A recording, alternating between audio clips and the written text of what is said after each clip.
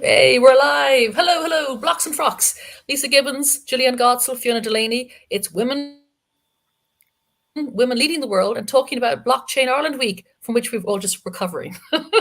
So, Fiona, you are very involved with the Blockchain Ireland group. You're head of the startups, working very hard. So, how do you feel about the week? How did it go in your estimation? I thought it was great. I thought it was so positive. The proximity to the sponsors, the protocols, the business people, everybody was just able to dip in, make friends, make connections, make partnerships, find new possibilities. It was really open and really successful from that point of view because when we're involved in community building, that is really key, that people find their own way and find their feet and what we're really making is those opportunities. So from that point of view, it was really, really successful. But of course, I'm just one person. There's a whole bunch of people in the startups group. I have a sort of roped Alejandro Gutierrez from Defactor in. He's the co-chair with me now.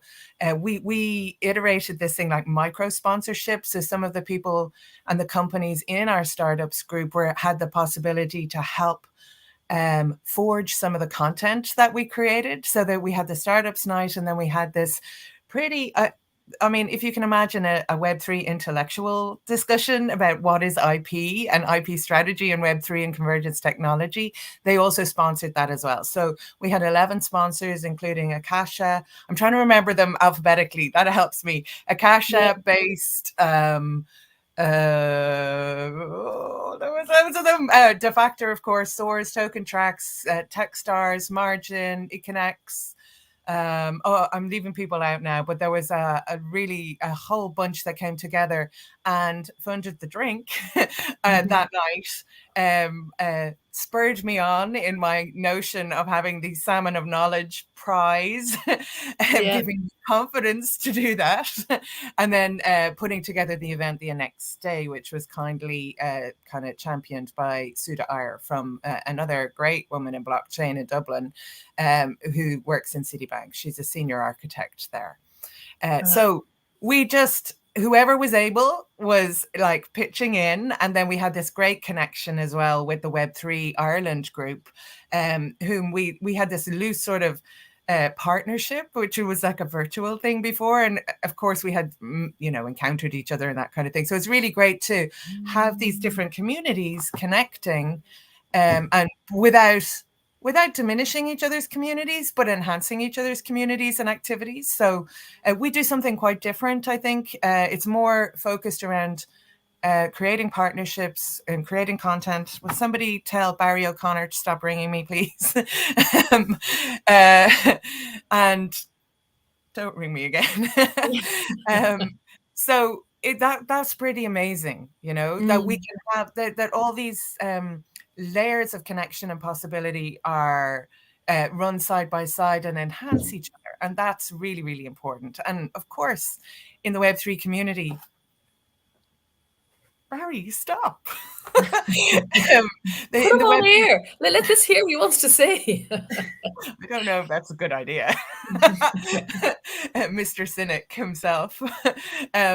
So, yeah. But what I wanted to say is there's a real openness that I think was really evident in the events and the participation right the way to the end. It was really full on, and I was really pleased with that. I mean, if I could say I'm proud of that, I am totally proud of how everybody came together and contributed, had a great time, were really thoughtful, really sincere. I was there when the Minister, Pascal Donoghue, arrived that first morning, and he said it himself in the speech, so it's not like a secret or anything, but he was he was really impressed by things like the queue.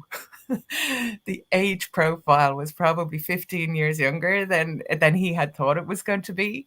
He was impressed with people's backpacks, and also a bucket list opportunity for him was meeting Mick Flannery, like his favorite singer, performer, all together. And so he was like, Web3 is making my dreams come true.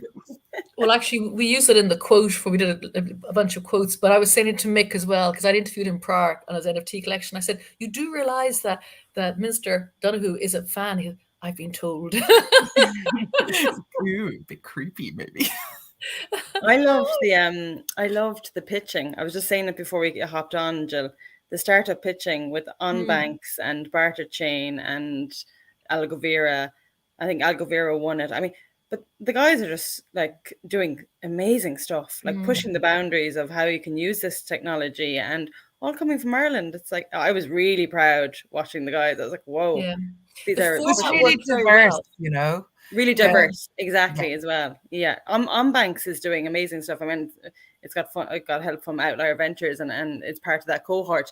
But I mean, when I speak to Alan about it, and he's so passionate about where he's come and where he's going with it, it's just that long term view of what the technology, blockchain technology, can add to people's lives. And like, this is really inspiring. I feel like I have to go home and start up something myself. I just don't know what it is Do yet. it, Lisa. Don't let anything hold you back. Do it. Here I am. You go for your foraging on the blockchain. Oh yeah, yeah, yeah. One of these days, one of these days, yeah, foraging on the block. But it was very inspiring. Do you know what I was impressed too? I was impressed with there was a younger audience than I expected. Hallelujah. And I say lots of backpacks. There was also people stayed to the end. That's kind of unusual. A lot of blockchain comps, people sort of peel off. It also helped that there were the drinks both nights upstairs. So people just went straight from they watched the end and went up. And that was always very good because otherwise people peel off and go to the bar. Um, the after parties were very good. It was just such a buzzy environment. I was like really, really impressed because well, Fiona, you and I would know back of the blockchain Ireland meetings that we'd have, which would be foundational, perhaps, Yeah. The and coffee then was nice.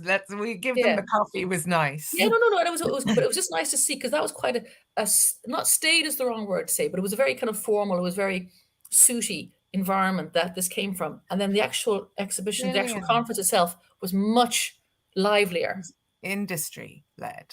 Like Yeah, this Mm-hmm. time, the Mm-hmm. Blockchain Ireland week was industry led. yeah, And in the past, what we could see was, I mean, coming out of the sort of alliance, which was essentially before Meetup, it was a bit like a Meetup. It was, mm, cybersec, crypto guys, or cryptography guys even coming together and had that early knowledge. And then spun out of that and went into what I used to call an enterprise blockchain phase, where we thought that, supply chain or public administration interface was going to be the obvious next step. And it would, that would be where the adoption would be driven from. And certainly, we didn't try very hard in Ireland, I would say, but the European Blockchain Partnership is founded on that concept. And the European Blockchain Service Infrastructure Early Adoptive Program is about that, linking with research and public administrations and making sandbox capabilities available through nation states, which is the sort of federated Irish or European model.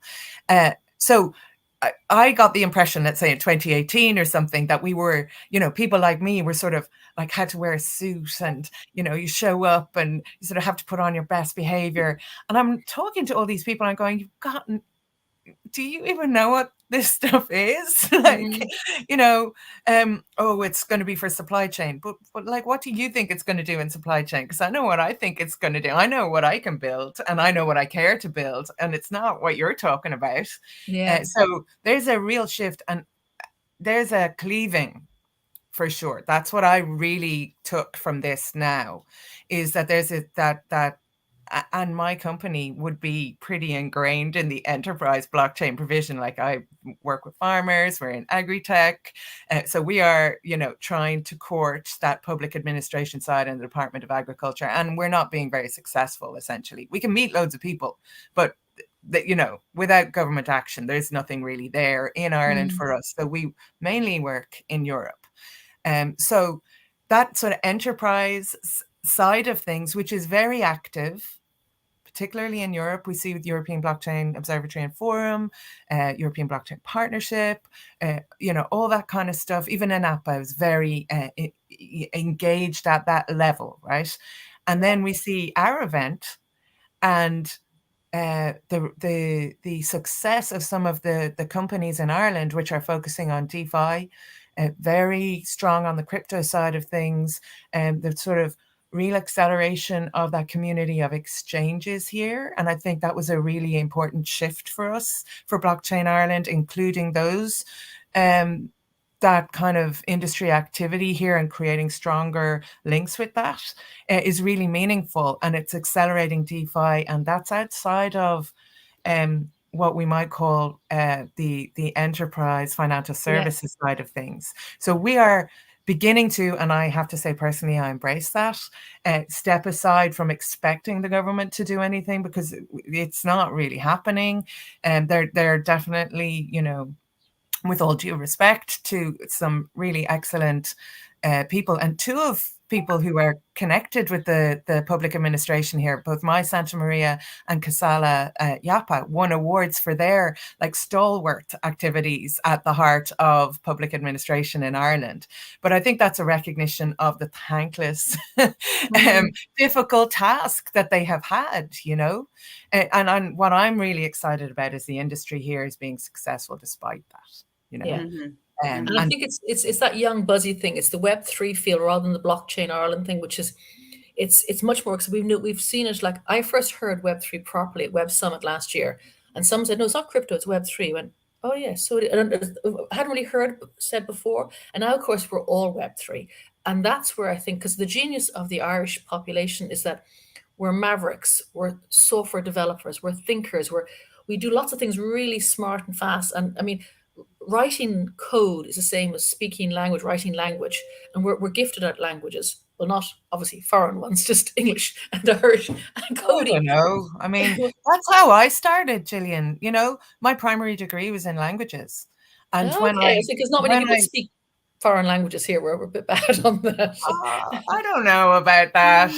That's not my experience. And anyway, well, okay, and technology is very culturally diverse anyway. So, you know, when I was doing it's exciting. I mean, the point that I'm making is that it's really exciting to see these young companies, the startups that you're very much involved with, and we were watching the pitching sessions, because that's I mean, we have all the big techs here, all the Web2, and that's wonderful too. That's also creating a whole bunch of very talented employees who've learned, you know, learning with the big techs. But I'm very excited about the Web3 companies that are coming forward and the innovation. That is just like, wow. And that's what I saw this week in Blockchain Ireland. I went, there's a lot of stuff happening here. And I like the which Jill always, we slag about this, but I like the serious conversations.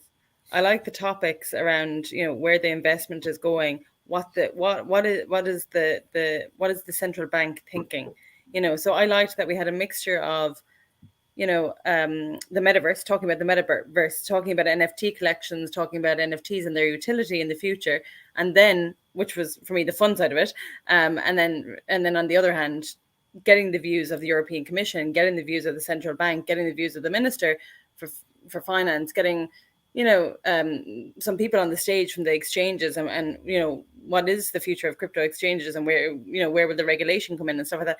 I really like that, because I think that it kind of merges everything that's happening in terms of the innovation side of it. You know, you can be innovative, but you need the regulators, and you need the serious players to work alongside you and help you form those structures. BitCove spoke really well on it. I thought a young organization that had been around since Bitcoin, since 2014, but I think they spoke very well, and although they're using a bank in Lithuania, they want to be here.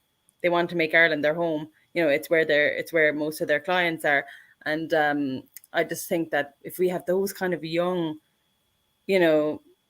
companies speaking so well and able to get up on the stage and speak alongside the crypto exchanges and the central bank and whoever else is up there, you know, it's that confidence and diversity of thought.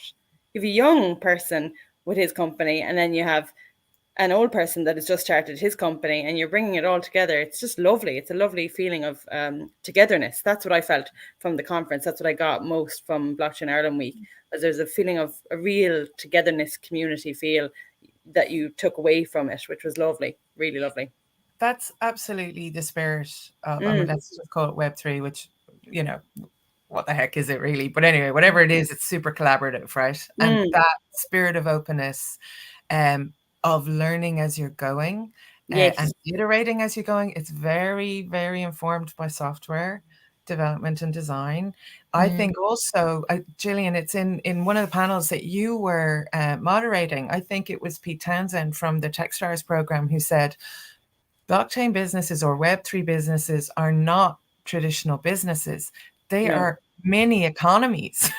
So Mhm. you need a concept, or you need to be able, if you're going to be a startup person, you need a concept or a framework that relates to regulation, that relates to all this kind of positioning, because you're not just building an app, you're building a mini economy. And so all of these things are very impactful, you know. So yeah, it's there's really smart people. It's so great. I'm such a nerd. I'm like, oh wow, it's so great. Yeah. And I felt I was like, oh, I'm trying to be like super cool and not like pretend I'm not as impressed by what's going on around me. It was like so impressive, the stuff that's happening. It's amazing. Some of the projects, and I feel that every day actually. And it's projects outside of Ireland that we mostly work with and advise on and stuff. But it's the innovation. It's that feeling of you can be part of this. Come on in, show me your skills, show me what you can do. Like obviously myself and Jill are communicators. If you have communication skills, you can be part of projects that need you and learn about the technical side of things as you go along. And then, so it's like what you were saying, Fiona, there a minute ago, it's lifelong learning really, isn't it? When you're part of such a young industry, it's amazing. Yeah, I mean, I don't really relate it to the sort of skills thing. I much more relate it to applied research.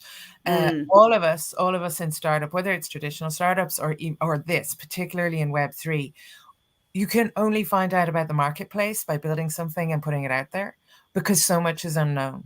That's so very much is true. changing. Yeah, That's such a good point, because there aren't like maps to guide you. It is uncharted territory, exciting uncharted territory. Wow, we're all explorers. We're all Christopher totally. Columbuses. One of my favorite places to go for this kind of stuff is in Barcelona. And a lovely woman I met who does kind of stuff that you guys do, Christina Comban. She lives in Spain now, I think, or Portugal maybe. But she's a surfer in her free time. And I'm like, that's the perfect counterpart to this kind of work, is surfing.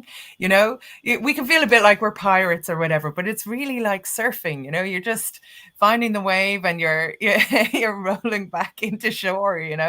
And I think we had that real sense of it was a real community like that. And I'm so pleased that we have that here, in Ireland. But I don't, because for the past couple of years, even throughout COVID, I would definitely have said that my community was not in Ireland. Like, I happen to live here, but all my teams are remote. Most of my partners are outside of Ireland. Most of our successes are at Europe. Most of the team, English is not their first language. It's really, really diverse. And it's so exciting to kind of touch ground here again, even though I'm one of the Blockchain Ireland coordinator types, to touch ground with the industry side of it, and for everyone to be there and to, side by side, that was really just great, Because Lisa and I were in NFC last month and we had a blast. It was just amazing.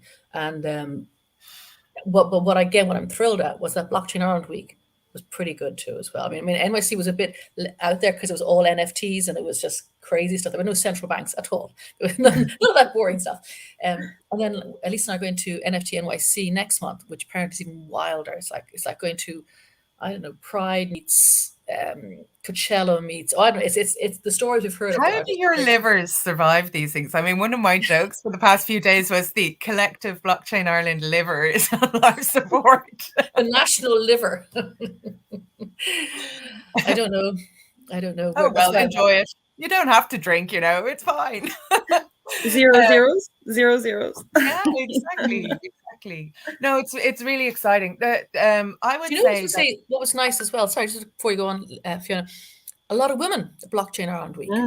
A lot of women, a lot of young women, a lot of old birds, but a lot of young women as well. That was very interesting. And for the first time ever, I felt like we weren't all invited because of our ovaries. I've actually felt like we were invited because we have, on merit, real projects, real status, with real relevance. I was like, oh my God, I feel like I'm not just being looked at because I've, Yeah. I'm not going to be Yeah. crude.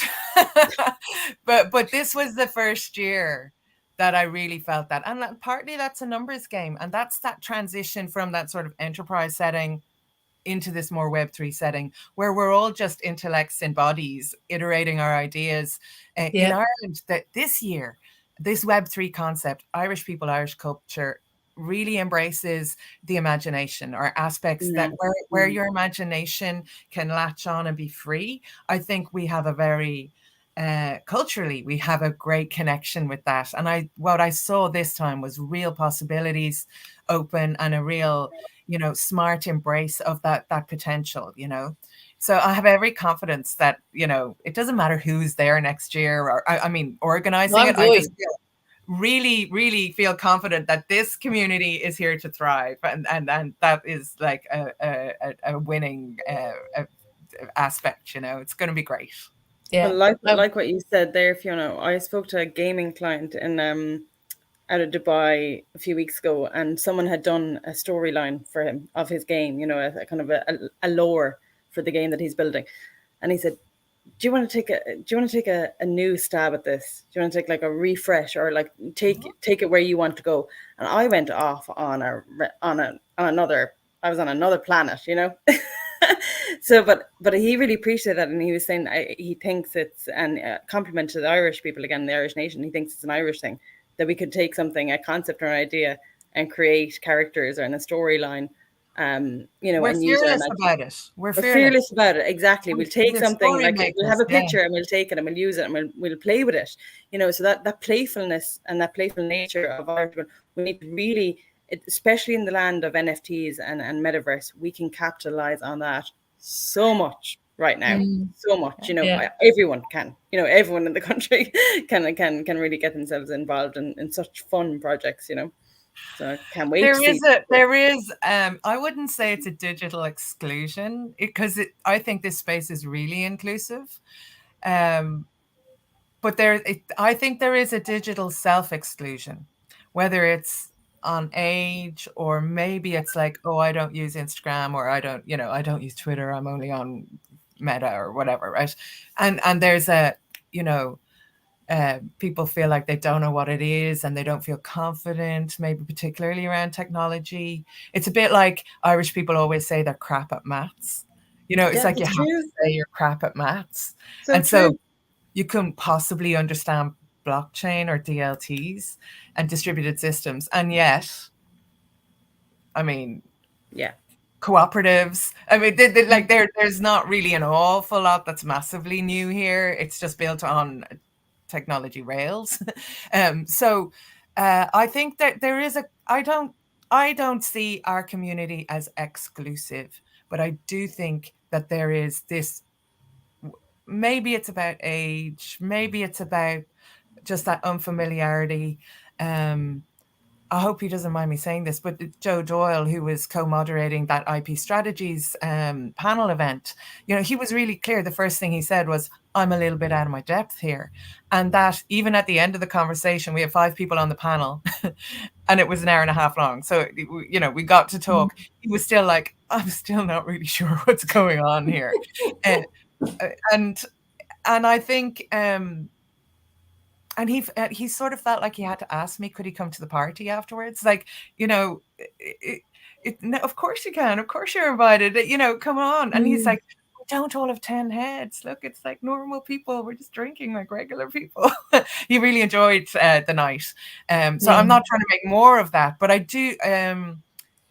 Is it a trust issue for the community, or the community, the industry?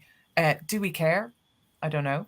Do we care that the enterprise blockchain thing is sort of behind us a little bit in the mirror? Does that matter for the industry? I don't know. It remains to be seen. I mean, things are side by side in parallel anyway. I do a lot of research for ISO, and what they are really connecting on now, and the European Blockchain Standards and Observatory Forum, where I'm coordinating the blockchain landscape report for them. And a lot of what we're seeing, the most emerging kind of stuff, is around digital twinning and IoT connectivity, digital twinning, that kind of digital narrative connection to a real world thing.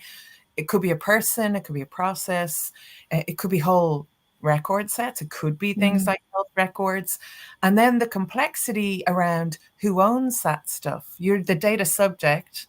SSI would lead us to, self-sovereign identity models would lead us to believe that you, the data subject, own your data. That's not the way it is right now. Like the hospital owns the record about you. You don't always get to see it. Try having a baby and try and read your records. Something's going wrong.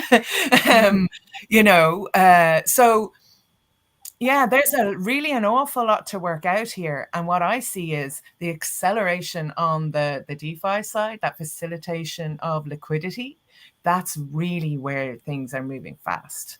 And there's less friction there because they're using those traditional financial service compliance requirements. There's nothing new. It's just a more inclusive model, different type of access.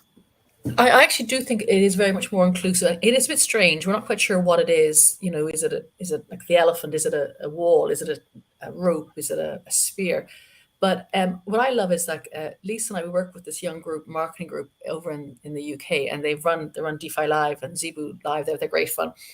We have great crack with them. Now I forget that I'm old enough to be their granny, let alone their mother. These are very young people. And I don't see the age gap. I genuinely don't see it. And it's just, and hopefully they don't see it either as well, because we just get all excited about stuff and we're doing stuff and it's like, whoa, running around the place. And that to me that's the first time I've been in an industry where, except maybe when you go out horse riding, hacking out with other people where you don't care how old you are, you're all on horses or whatever.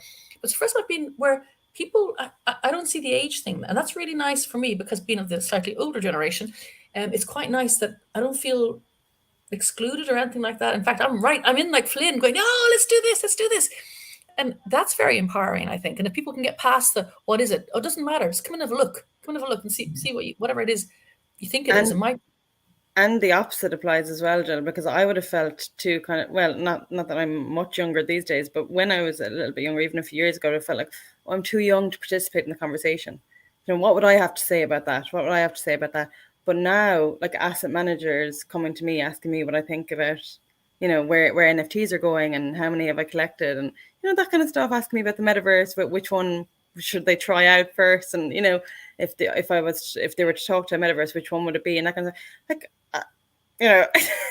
these are like, 60, 70-year-old men that have like years of experience that I would like feel like are, well, I would have felt that they were way above my station, and then this kind of Web3 scenario that's crept into all of our lives now, well, a few of our lives now, has made that access available. They can ask me questions. I can ask them questions. There's a learning curve on either side. I think it was mentioned actually in a few of the panels that we need there's an understanding, a gap in understanding, but it needs to be on both sides. So what we don't understand how the central bank works. The central bank don't understand how blockchain technology works, and both need to come together and ask the questions at the table.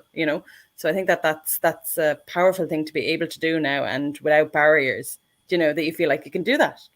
Just send someone an email or LinkedIn or whatever it is. Yeah, I think I have two things to say about the communication thing. First one is, in all my work at the standards level, I'm really concerned with it because it's a challenge, bringing the technical side together with the enterprise side. So because as that point that Pete made, we're not just building an app, we're building an economy. So business builders in this space have to be able to understand the technical aspects. You have to understand the implications of network infrastructure, decisions around decentralized governance, decentralized data storage, cybersecurity. Everybody, we need to take this shit seriously, and the business decisions need to be really informed on technical rails, so that there's a real imperative to accelerate communication pathways there. So that's definitely something that we see as being really effective in moving forward in this space. And the other thing is, talking about opportunities, there's a real need in digital marketing and digital marketing strategies to conceptualize and I think even visualize the impact of brand proximity in this space. So everybody can, oh, I'll do your Twitter or I'll do your community, but the impact for existing brands Mm-hmm. around things like brand proximity in this kind of space and what the impact of that is, it's far more risky in Web3 because it's so much more unknown than it Mm-hmm. is just on the internet or, Yes. Yeah, Yes. and Aileen Cavill was speaking to that because she's into fashion and skimp, and she was saying she works with luxury brands in Paris and all around the rest of the world where the fashion is, and she said it's very hard for them to jump in because they don't have that control. They've spent years building brands, years and years and years, and this Web3, this metaverse, it's kind of scary for them, and they really want to be able to get in there properly and not make a mess of it and undo their years of branding and their marketing and just the whole sort of the overall brand, the security of the brand is kind of scary for big brands, established brands. Of course, for new brands, it's kind of fun. You can be what you want to be, but you don't want to lose your years and the millions of dollars you may have put into your brand prior to this.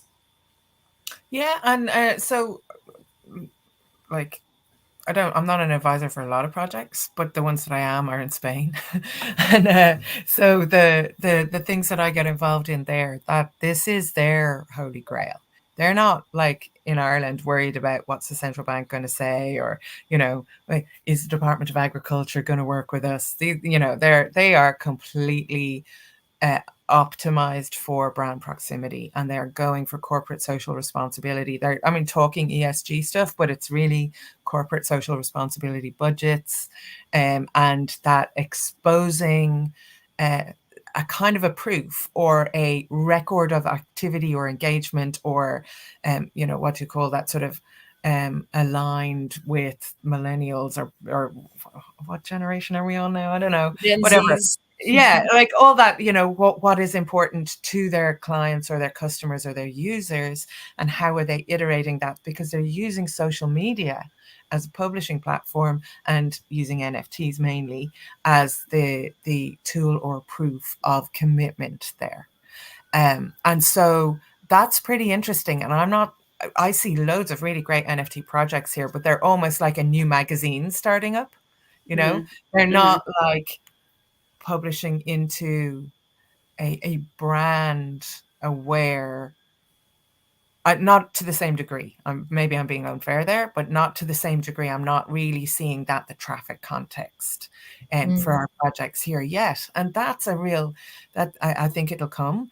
That is an income stream for sure for them. That's client money, and for the wider community then, for sort of awareness raising and all that kind of stuff. When you start getting Kerry Group, or those big brands, or even Coca-Cola and Tesco and whatever, coming on board, and that's real validation of the purpose of the technology. Because still, even after that meeting, the IP strategy one, we're still, poor Joe was the only guy in the room, and the sound guy who didn't really know what a blockchain, the things that we're talking about, he doesn't really understand Web3. Mm. Andrew Jolly is there saying nobody knows what Web3 is, but he has a He sort of understands it. nuanced understanding of the Yeah. degree of lack of knowledge, right? Whereas Joe is just like, you're all talking like, protection doesn't matter. And, this is sort of like, are you people serious? And they're like, well-funded companies in the room, like, there's money here, this is a real thing. We need to find a way of contending with this transition. It Mm-hmm. is so this side, the Web3 side, is the early adoptive, or the fast movers, or the surfer dudes and chicks of the culture. But it is, digital transformation is happening, convergence is happening. Mm. Do you Culture know, is moving online. Culture is hybrid, completely hybrid now, you I had a know? comment with my brother who I stayed with for 3 days up in Dublin, very kindly ferried me in and out of the conference. Very, very, thank you, Johnny. Thank you, little brother. But one of the points I was making to him too, as well, is that you say that there's a lot of money in here. And what's interesting, there's always money in the world. But typically, money in the world, in the old world, is, it's hedge fund managers, it's, VCs, it's sort of this stuff that's out there you never really get to near of. What I find very exciting, there's a lot of money in this space and it's accessible. there are grants, there are fundraisers, there's crowdfunding. There's a whole rake of things where people can access money. If you've got a purpose and a project, accessing money has never been easier. It's still hard to Brilliant. get, whatever, All but you it's had just, to it's do was accessible. go to that party on Wednesday. I mean, you could probably have shaken someone's hand and got money. I mean, there were serious people looking for serious projects. They have their own things. They're looking for partners. We know that together we can accelerate access to markets, or accelerate not even just market validation, because I think most of us would feel the market is validated now, and we're just trying to differentiate. Not too hard. We don't need to. Co-opetition is the lifeblood, Yeah. I would say, of what's happening right now. I don't know if it will forever be like that, but absolutely, like, one of the companies that I've always been listed as, the competitors, blah, blah, blah. We talk to each other every week. We combine, we share research resources. We're cooperating together to iterate projects across Europe, in the US, in the Caribbean.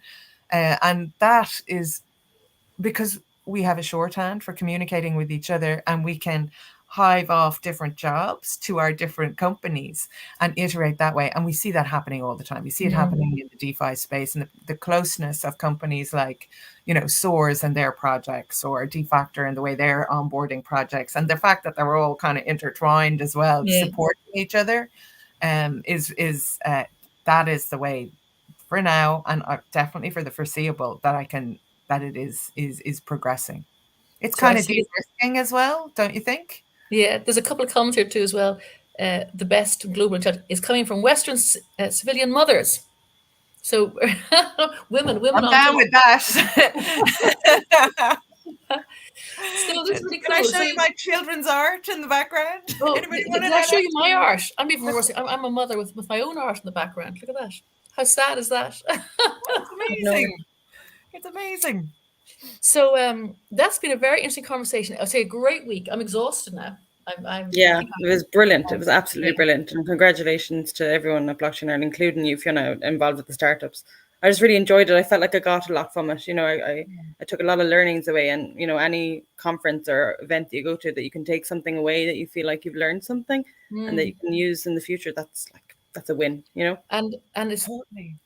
and I felt like there was, you went every day, and I felt like that satisfied every day, not just like at the end of a 2-day conference, you're like, oh, well, I learned 2 things. It's like every day, not just the people, but the conversations that were had, the panels that were presented, all really significant, meaningful, really global perspectives. That's so important in Ireland, to be open like that. It's not just happening here, and it's not just happening at the western edge of the European Union.